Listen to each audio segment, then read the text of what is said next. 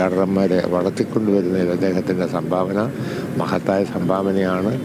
അത് പിന്നെ ഒരിക്കലും മറക്കാൻ കഴിയുന്നതല്ല. അദ്ദേഹത്തിൻ്റെ ദേഹവിയോഗത്തിൽ അഗാധമായ ദുഃഖവും അനുശോചനവുമാണ്. ഏറെ സഹായം അദ്ദേഹത്തിൽ നിന്ന് എനിക്ക് കിട്ടിയിട്ടുള്ള രാഷ്ട്രീയ പ്രവർത്തകനാണ്, പാർട്ടി പ്രവർത്തകനാണെന്നുള്ള കാര്യവും ഞാൻ പ്രത്യേക ഈ അവസരത്തിൽ ഓർമ്മിക്കുക. മണിയാശാനെ സംബന്ധിച്ചും പ്രായത്തിൻ്റെതായ പ്രശ്നങ്ങളുണ്ട്. അതെ, തീർച്ചയായും വലിയ ആരോഗ്യ പ്രശ്നങ്ങൾ അദ്ദേഹത്തിനുണ്ട്. പക്ഷേ അദ്ദേഹം ഇപ്പോൾ അന്ത്യാഭിവാദ്യം അർപ്പിക്കാൻ വേണ്ടി എത്തിയിട്ടുണ്ട്. ഈ CPIM-ലെ വിഭാഗീയതയുടെ കാലത്തൊക്കെ ആദ്യകാലത്ത് ആ വിഭാഗീയതയുടെ കാലത്ത് VS-നൊപ്പം ആയിരുന്നു M.M. മണി അടക്കമുള്ളവർ. അതുപോലെ ആ ജില്ലാ കമ്മിറ്റി അടക്കം സമ്പൂർണ്ണമായി തന്നെ ഇടുക്കി മാത്രമല്ല പല ജില്ലകളിലും. പിന്നീട് ഓരോ ജില്ലയും കേന്ദ്രീകരിച്ച് ചില വിഷയങ്ങൾ ഉണ്ടാകുമ്പോൾ ആ പ്രശ്നങ്ങളുമായി ബന്ധപ്പെട്ടാണ് പലരും പിന്നീട് VS-ൽ നിന്ന് അകലുന്നത്. ഇപ്പോൾ ഇടുക്കിയിലെ എവിക്ഷനുമായി ഒക്കെ ബന്ധപ്പെട്ടുള്ള ഭൂവിഷയങ്ങളുമായി ബന്ധപ്പെട്ടുള്ള ഇടപെടൽ, അതിൻ്റെയൊക്കെ തുടർച്ചയിലാണ് പിന്നീട് വിട്ടുപോകുന്നത്. ഏറ്റവും ശക്തമായ ഭാഷയിൽ ആ ആഭ്യന്തര വിഷയങ്ങളിൽ, പാർട്ടിയിലെ ആ ആഭ്യന്തര പ്രശ്നങ്ങളിൽ VS അച്യുതാനന്ദനെതിരെ പ്രതികരണം നടത്തിയിട്ടുള്ള ആളൊക്കെ തന്നെയാണ്. പക്ഷേ തീർച്ചയായും ആദ്യഘട്ടത്തിൽ അദ്ദേഹം സൂചിപ്പിച്ചതുപോലെ ആദ്യഘട്ടത്തിൽ ഏറെ സഹായം ചെയ്തിട്ടുള്ള, തോളോടെ തോൾ ചേർന്ന് പ്രവർത്തിക്കാൻ കഴിഞ്ഞിട്ടുള്ള ആൾ തന്നെയാണ്. ഇപ്പോൾ നമ്മൾ പറഞ്ഞല്ലോ, ദേവികുളം മണ്ഡലത്തിലാണ് ഇന്ത്യയിൽ ആദ്യത്തെ ഉപതെരഞ്ഞെടുപ്പ് നടക്കുന്നത്. റോസമ്മ പുന്നൂസ് വിജയിക്കുന്ന തെരഞ്ഞെടുപ്പ്. ആ തെരഞ്ഞെടുപ്പിൻ്റെ ചുമതലക്കാരൻ VS അച്യുതാനന്ദനാണ്. ആ കാലത്ത് പാർട്ടിയിലേക്ക് എത്തിയ ആളാണ് മണിയാശാൻ. അപ്പോൾ അതുകൊണ്ട് തന്നെ ആ കാലം മുതൽ ഉള്ള ഒരു രാഷ്ട്രീയ പ്രവർത്തന പാരമ്പര്യവും ആ ഓർമ്മകളും അദ്ദേഹത്തിനും ഉണ്ടാകും. അങ്ങനെ VS അച്യുതാനന്ദൻ തൊടാത്ത, VS അച്യുതാനന്ദനിൽ നിന്ന് ആവേശം ഉൾക്കൊള്ളാത്ത നേതാക്കൾ തൽക്കാലം CPIM-ന്, കേരളത്തിലെ കമ്മ്യൂണിസ്റ്റ് പ്രസ്ഥാനത്തിന്, ഇടതു പ്രസ്ഥാനങ്ങൾക്ക് ഒന്നും ഉണ്ടാവില്ല. അതുപോലെ തന്നെ VS അച്യുതാനന്ദൻ്റെ സമകാലീനരായിരുന്ന എല്ലാ രാഷ്ട്രീയ എതിരാളികളോടും വിട്ടുവീഴ്ചയില്ലാത്ത പോരാട്ടം VS നടത്തിയിട്ടുണ്ട്.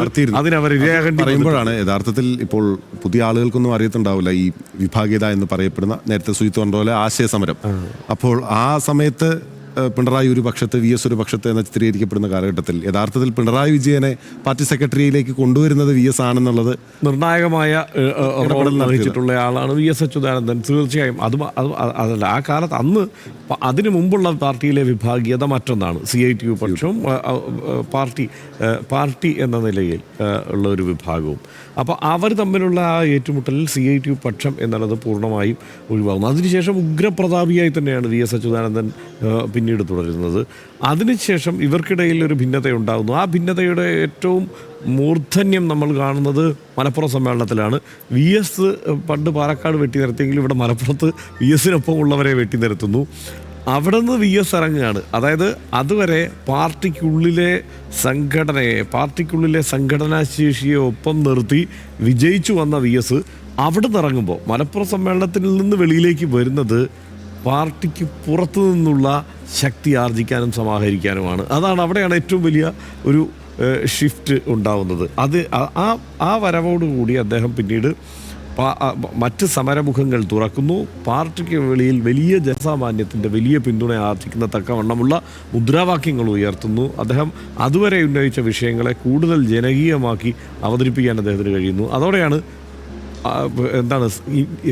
CPIM-ൻ്റെ ചരിത്രത്തിൽ ഇതുവരെ ഇല്ലാത്ത, ഇന്ത്യൻ കമ്മ്യൂണിസ്റ്റ് പാർട്ടികളുടെ ചരിത്രത്തിൽ ഇതുവരെ ഇല്ലാത്ത ഒരു മാറ്റം ഉണ്ടാവുന്നത്. പാർട്ടിയെ അദ്ദേഹം പുറത്തു നിന്ന് തിരുത്തി തുടങ്ങുന്നു എന്നുള്ളത്. അല്ലെങ്കിൽ അദ്ദേഹത്തിൻ്റെ താല്പര്യങ്ങൾ ഏതെങ്കിലും ഒരു ഘട്ടത്തിൽ CPIM-നെ ആ നിലയ്ക്ക് തിരുത്തേണ്ടി, പുറത്തു നിന്നുള്ള ഒരു ഇടപെടൽ കൊണ്ട് താല്പര്യങ്ങളെ തിരുത്തേണ്ടി വന്നിട്ടുണ്ടെങ്കിൽ അത് VS അച്യുതാനന്ദൻ്റെ നിലപാടുകൾ അതിനൊപ്പിച്ച് ആണ്. അത് ചരിത്രത്തിൽ ഒരിക്കലും ഇല്ലാത്തതാണ്, ഒരുപക്ഷെ അതിന് ശേഷവും ഇല്ലാത്തതാണ് CPIM-നെ സംബന്ധിച്ചിടത്തോളം. ഉറപ്പായും